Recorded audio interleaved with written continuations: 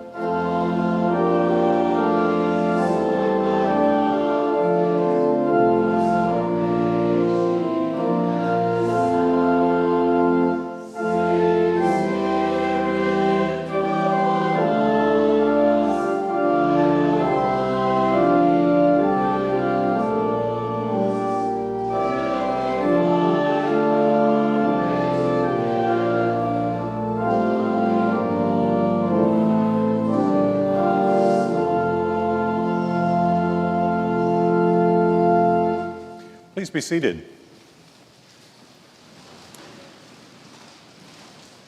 Good afternoon. I'm Paul McLean, Associate Rector of Calvary Episcopal Church here, and it's our honor to host the 100th anniversary of the Lenten Preaching Series. I'm delighted that you're with us. And a reminder, too, of course, you may already pick up on the aroma, but it's Fish Pudding Day at the Waffle Shop, and fish pudding is much better than it sounds. On your way to meals at the Waffle Shop, please stop by our great hall, where today the Episcopal Bookshop has a pop-up store. But in addition to that, Thistle Farms has brought a number of products from Nashville, along with their sister ministry, Thistle and Bee, right here in Memphis. So 3 opportunities, shopping opportunities, as you're making your way down to the Waffle Shop. And please buy early and buy often. A reminder, too, speaking of St. Mary's Cathedral, where Episcopal Bookshop is housed, we are offering a parking shuttle. If parking was difficult for you today, next week, on Wednesday, Thursday, and Friday, you can go to the St. Mary's Cathedral parking lot off Poplar, park there, and the shuttle is just making continuous runs here to Calvary. So you can avail yourself of that as well. And it is my delight to introduce Becca Stevens. As part of our 100th anniversary, we wanted to bring back people who are perennial favorites of the Lenten Preaching Series, which obviously she is one. I think people not only come to hear her inspiring messages from her social entrepreneurship, but also because of her unique barefoot preaching style, to check out her pedicure.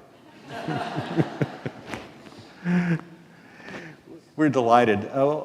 You can read more about Becca. You know, she's been honored by the White House. I probably received every honor you can receive for doing social entrepreneurship, really putting her faith in action in enterprise, which has been phenomenal and has inspired other countless ministries around the globe. But I think what most inspires me about Becca is the personal, how that she sees in people things that they don't see, gifts that they have. And I've been so inspired by the stories she's told of women and others that she's encountered where she's seen something in them. One day, a person may be on the street wondering if they have any dignity or self-worth at all, and a few days later, they may be the national marketing director of Thistle Farms. And she has that type of confidence in people to see those gifts and to empower that. It's an honor to have her with us today. After following our meditation music, we'll read the scripture, and then you'll hear from Becca.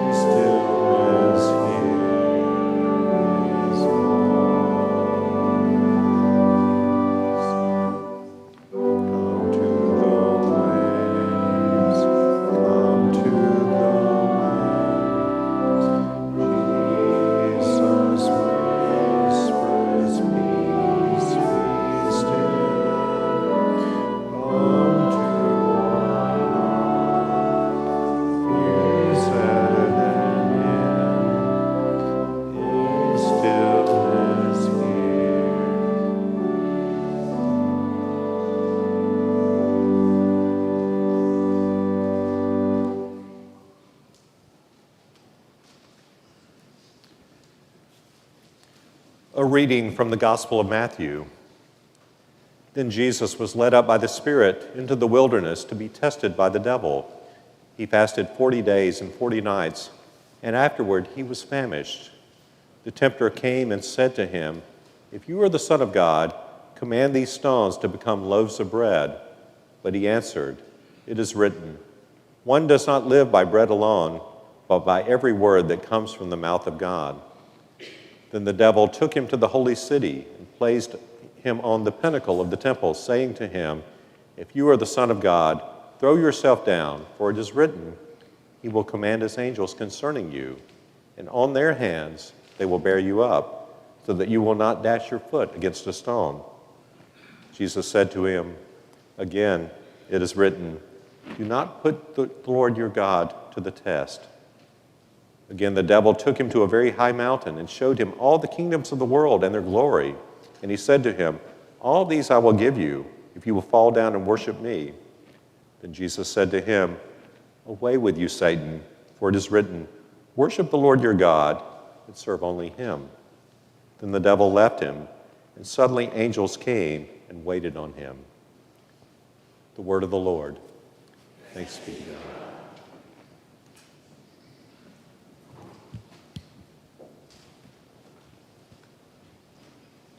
Okay, so I've been fasting for about 24 hours, 26 hours, so that I can eat the Boston cream pie. I'm super, super excited to be back. It is one of the more amazing things that you can do, and Calvary has been such good friends to us. Congratulations on 100 years keeping this tradition going. It's an honor to be a part of it, truly, truly.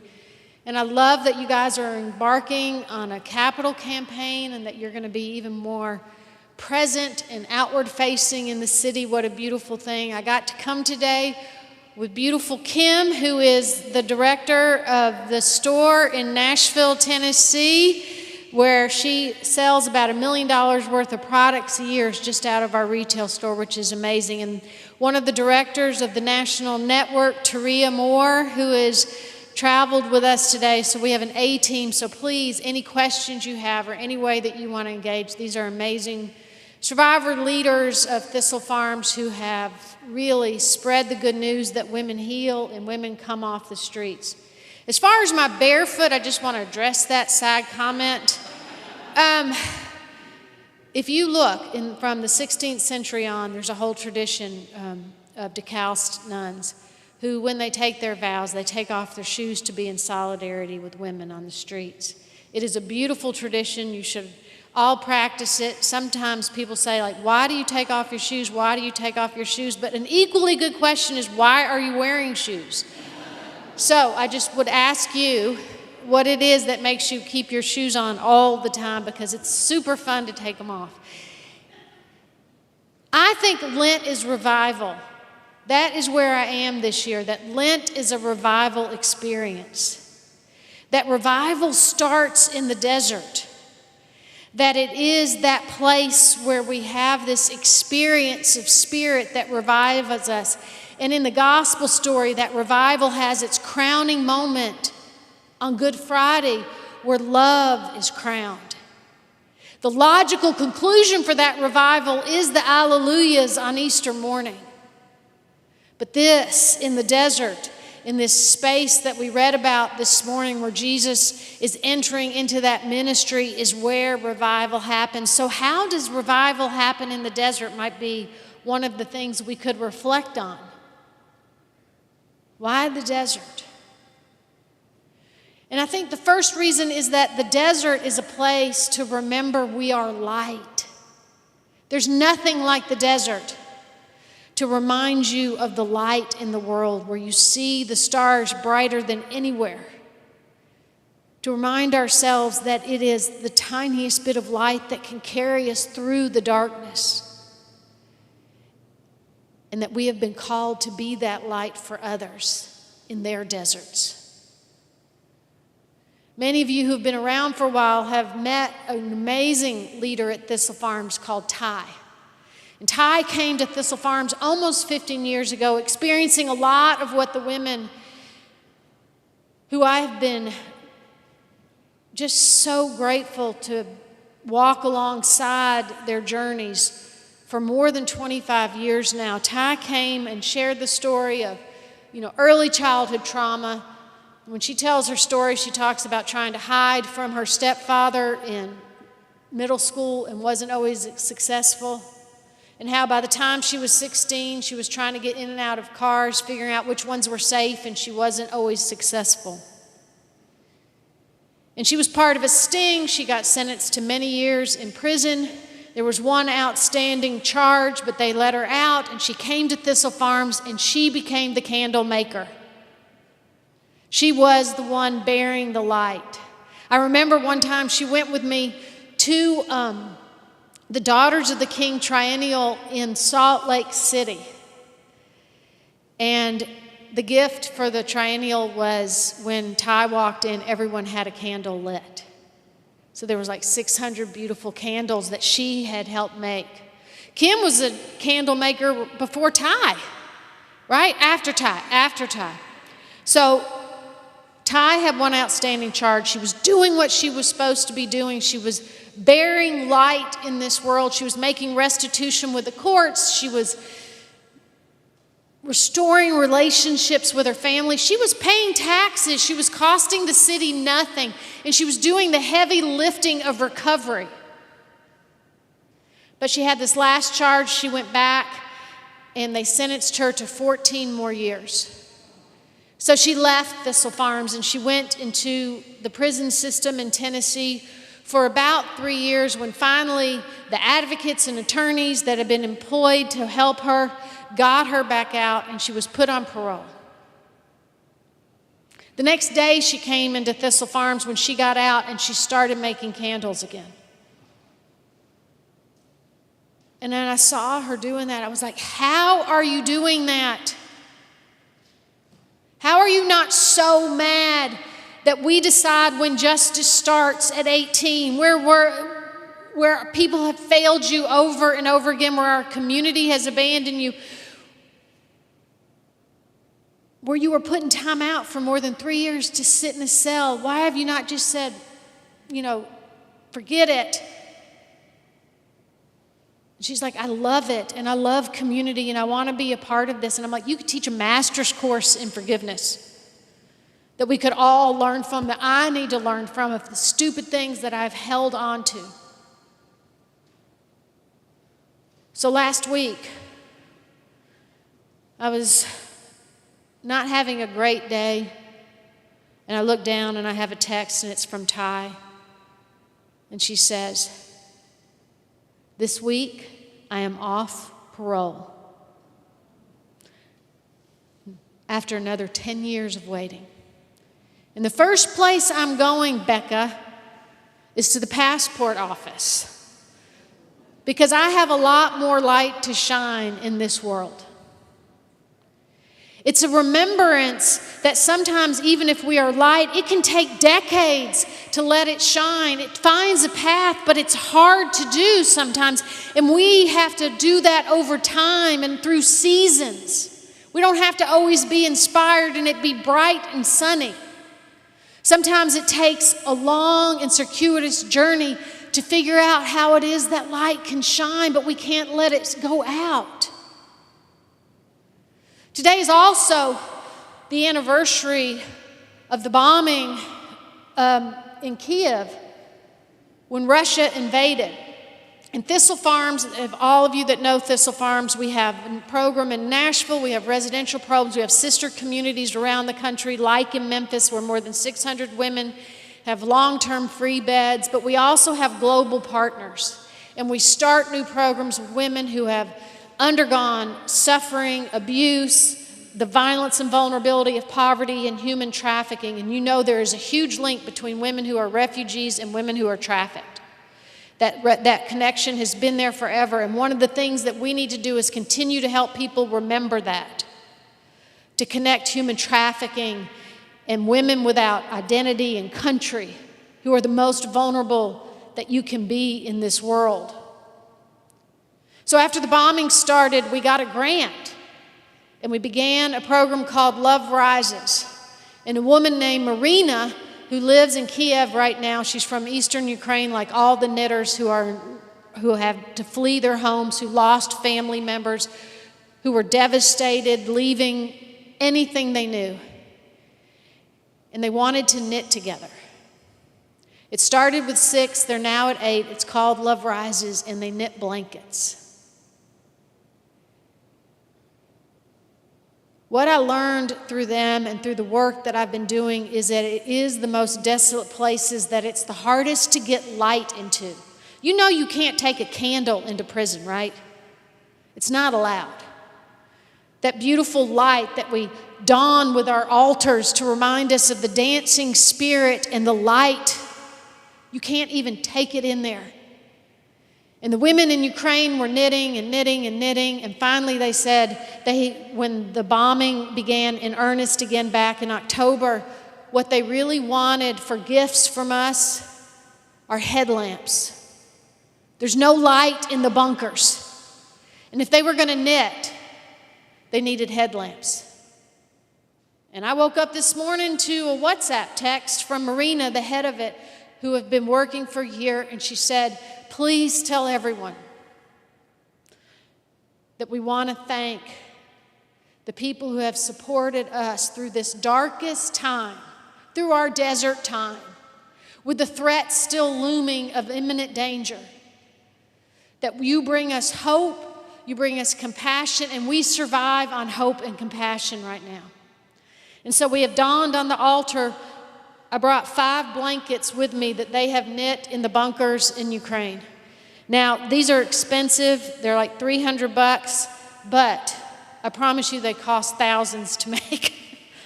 But if you have a wedding or someone that needs to be a light, feel the light in the desert, this is a lifetime beautiful, beautiful gift. And I would love to share this joy and let you wrap yourself in that idea of light in the darkest places. The other reason, besides remembering we are light, that the desert is a revival, is it's where we get to meet our fears and our temptations, which revives us. I mean, that's why Jesus is going up there, to meet all of that and to confront all that, not to be victorious, but to prepare his heart for the ministry that he has ahead. So we go to the desert and we meet that. My desert was in Toronto this year. It was just a few months ago. And I had been on the road, been teaching, been working. I was tired. I was feeling confused about where I was because I don't really understand the city of Toronto. And the hotel was a couple miles from where this conference was. And I was walking down the road, and all of a sudden, my biggest fear hit me in the face, and I thought, I don't have any faith.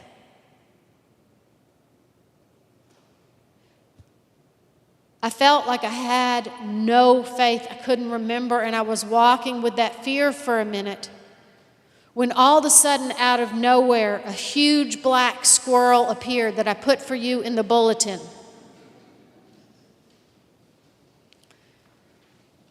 I had not seen a black squirrel like that in my whole life. Have y'all seen black squirrels? Oh my gosh. I'm not proud of the next thought that went through my head, which was like, oh my God, you could wear that. That's beautiful. I didn't keep that thought. I let it pass through. And then my next thought was, I have to take a photo of this and share it with my kids. Well, the darn squirrel ran off. And so then I was on a squirrel chase for about 15 minutes. And when I came back to myself, that squirrel where I got that, I think, award-winning photo was in a cemetery. And I look up and I'm like, I don't have to have faith. Faith has me. My journey begins and ends with God. I know where I'm headed. I don't have to worry about having this or that or even faith. I am being led. I am being led one more step to be curious enough to ask another question, to chase a squirrel, to find out what we need to do to be remembered by God. We get to meet ourselves in those places. It is a gift. Dorothy Day says, the revolution that the world needs now is a revolution of the heart, which means we are ready to meet some of the hardest stuff that lives in us and find our way through that. Finally, I think not only do we get to remember we are light and the importance of light. Not only do we get to meet our fears where we are right now, in the desert, it's the place you search for an oasis, where you search for something new to arise in you, to stir you again. There is a prayer that has helped form my ministry for years. It's the prayer for the missionaries of Singapore, the Women's Missionary Society of Singapore. God, stir the soil, run the plowshare deep, overturn the hard, dry ground, even though I weep. Spare no strength or toil, but plant new seeds, free of withered vine and weed, so fresh new flowers can bear. We have to stir the soil in us to cultivate something new, to find those new oases in our lives. That changes all the time in our life. We're not always in the same desert. We won't always meet the same fears. It changes. Dorothy Day, who starts out with "We need a revolution of a heart," ends her journey as the founder of the Catholic Workers Movement, saying, "My work now is prayer." That where she found that she was called into the desert and to help heal in a revival was prayer. It looks different for us as we always try to remember where it is we are being led in our revival. So let's journey into this desert with thanksgiving. For everyone who loves justice and mercy, who wants to live with a compassionate heart. We are being given a gift in this season to say, I remember, I will show up, and I will search with God's mercy. Amen.